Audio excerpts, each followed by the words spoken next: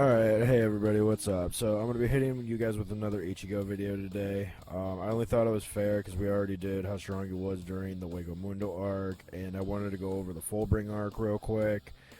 Fullbring actually I think is a really interesting arc. He's actually even more underrated in this video than he was during the Wego Mundo arc. And that's really surprising too, because, he gets really strong as I went over in my last video.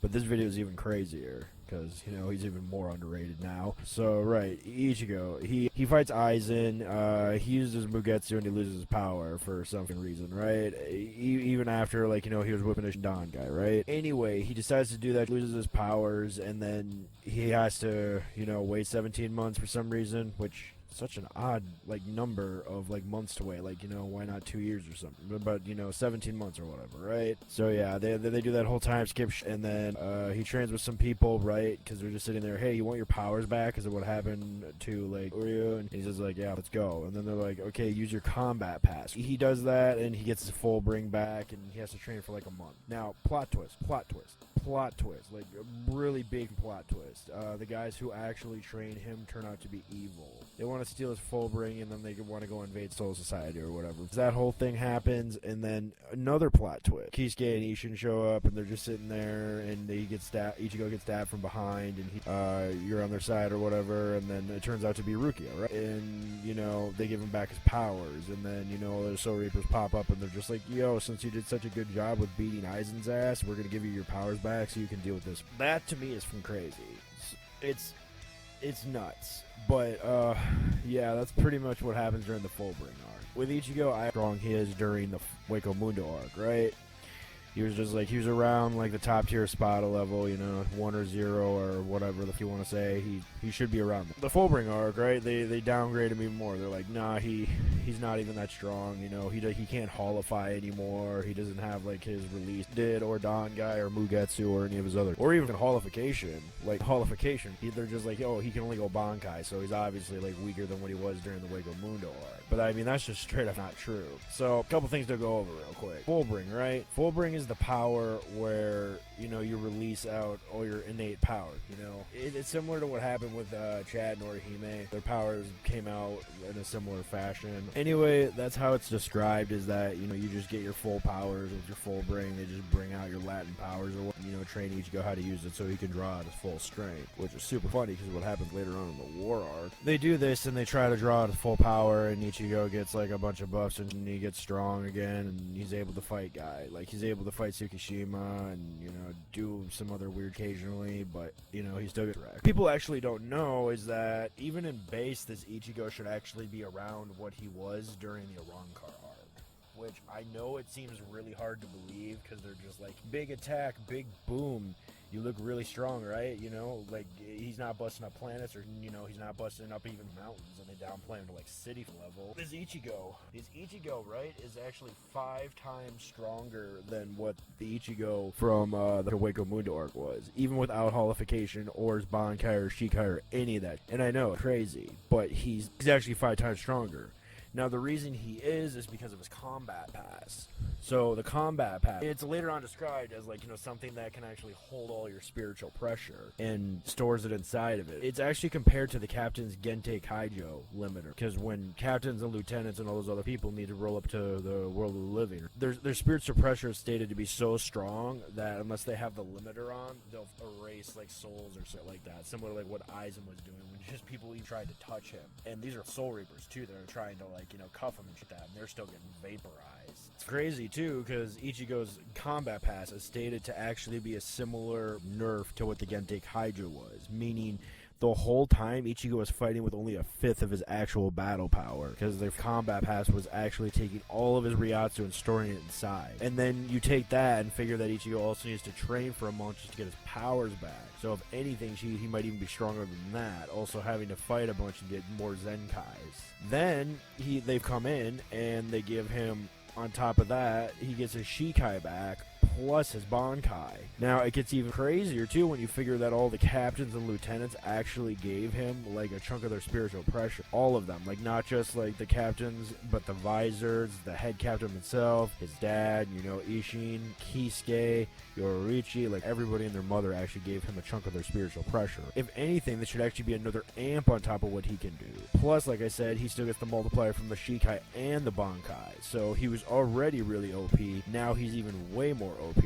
And for a lot of people, that's like really hard to accept, because it's just like, how is he like this much massively stronger? And there's actually even more proof. There are like certain people whose threat level is like high enough that they need to send like captain and lieutenant levels out to go deal with, similar to how Ichigo was in the original first season of Bleach. They're like, yeah, so we can't have these bases like deal with these guys anymore. We need to send in a lieutenant and a captain to go deal with this. And then when the levels escalate even further, they, like during like what happened with the visors, right, they need to send like multiple of them. This same thing, right? This is what happened to Ichigo. They actually had to send not just one, not just two, but three from captains, their lieutenants, and their seated officers all after Ichigo to deal with them. Which is nuts, because it means Ichigo's threat level is high enough. For those of you who haven't seen the arc, I already explained how these guys are evil, and that was the whole twist, so they could bring back his Fullbring, his powers. What's nuts is that not only did they give Ichigo his power back, and then they took it away, and then the Soul Reapers walked up and gave it back to him again, but they were like, okay, if anything goes south, eliminate Ichigo. That's crazy, because if you think that he's actually that powerful, and that he actually needs other like captains and lieutenants and all their seated officers to go deal with him, like, and these guys have been training for 17 months too, right? They're not like Ichigo where they just recently got their powers back and he's only been training for a month. These guys have been training for 17 months to prepare for Aizen, right? So if anything, all these captains should at least scale to what Kenpachi was able to do against Inuyami, if not even greater, because they've all, like I said, been training for 17 months with fighting Aizen in mind. Now, only a month or two of training actually already brought him up to a Spada level. Like, guys like Toshiro went straight up from being trash to being able to fight Holly Bell. Soifone became that strong as well, like in that tier, and all the others, right? And same with Byakuya and Kenpachi, and like I said, anybody else who wasn't already War Arc level by like that arc already got like a huge buff in power. Over 17 months, it should be even crazier. They should be way stronger than even that. Like, their power should have taken an exponential boost. And then, like I said, it gets even crazier too, because if you think that the captains, right, and the lieutenants, they show up when things are bad. Kisuke and Ishin, it's a whole nother story with them. Like, the threat level has to be through the roof for them to want to show up. Because remember in fucking like Karakura Town, they were just sitting there and they just wait until everyone got wiped out, even the head captain, and they didn't show up until afterwards, like till Aizen almost started transforming already. That's when they started showing up. They're like, oh, okay, well, everybody already just got wiped out, so, there's nothing else left to do but for us to show up and try to do something about it. Even during when all the others happened, even during the war arc, they didn't show up. Like, not until like the very end, and they didn't even do anything. So you know when getting real that they have to show up, right? That's when it got real. Is they had to show up. And I'm inclined to believe that they're not just there to knock out like Shad nor Hime, that they actually would probably help fight Ichigo if he went rogue, right? Because it would probably be required at that point. There's not enough evidence for you. There's actually another way we can actually scale Ichigo. To be honest, this actually makes him even more OP. Remember when I was talking about in the last video, if you watched it, right, how Ichigo in his Savastalode form is actually planetary, going off the Hellverse movie and the scaling for it. And how it's just like, if they can blow up Las Noches like that and then get multipliers of like thousands of times on top of that, then that should logically make them planetary. And all this on top of the fact that it's verbatim literally stated in the movie, it's even crazier. Because Ichigo, right, he fights Ginjo, which, he's the leader of the Fullbringers. He's their main dude. He's like the one who made this whole entire plan, and, he's the reason for the mass plot twist. Now, he did this, right? He set up the fight with Ichigo, and he was sitting there going like, well, Yukio, right? He divided them all up into rooms and was just like, here, you can't get out of it until you actually beat us, or we beat you, or whatever. That's what they're left to do. They actually have to beat these guys in order to get out, escape their prison. Now, he can't, and when we find out towards like the end, right, that Yukio could actually break the prisons open himself. Like, he could get everybody out if he wanted to.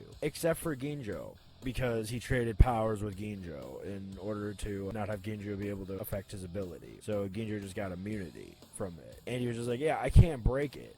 and then like literally 2 seconds later, the entire thing implodes, and we find out Ichigo released his Bankai in order to escape it. Now, that wasn't even with an attack. He literally broke it open just by releasing his Bankai. Like, that's how much Ryatsu was coming off the thing. If you think, and like I said, this actually might be a strong possibility, but if Ichigo actually did that, and that entire cube, that prison he was inside, was actually planetary, like Yukio actually could copy the planet, like, and create a real, not just Karakura Town, but real planet Earth inside that thing, and he blew it open just by standing there, that means Ichigo's scale is way above planetary, because he did that just releasing his power, not even, like, attacking. Like, he just did that just by releasing his Bankai. Now, even if you believe it's only Karakura Town, which, like I said, because, like, the scaling for the show, it doesn't work that way. Like, there's no way these guys are only, like, city level. Even if you do, he still did it just standing there. He blew up an entire city just standing there releasing his Ryatsu, not even attacking. Which, you know, he should scale way above city level then, even if that's the case. Plus, then on top of that, you also got to figure that each one of his attacks multiply his strength, too. Considering they're similar to Ukiura's Sarah Skurda, right? Which gave him a 10 times amp on top of that. So, even at the bare minimum, Ichigo should at least be scaling to, like, mountain or even island level at the very minimum. Like I said, that's not true. There's no way. Like, he was already doing that, like, way earlier in the series. At the very least, like I said, he's that level, but like I said, I don't buy it. I just don't. He's got to be at least, like, planetary at this point. Plus, then he gets all these amps, and it just gets even crazier. Plus, on top of the fact, and if you include Kisuke, like, that means, like, 5 different captains had to roll up to even go deal with him if he decided to go rogue. And that's how strong he is. And you want to tell me the captains, like, aren't, like, at least scaling to planetary, even if one of them isn't individually, that even all 5 with their Bankais combined are at least that level. Anyway, that's the video. Ichigo's planetary. Peace out. Please remember to like, comment, and subscribe. Thank you for watching.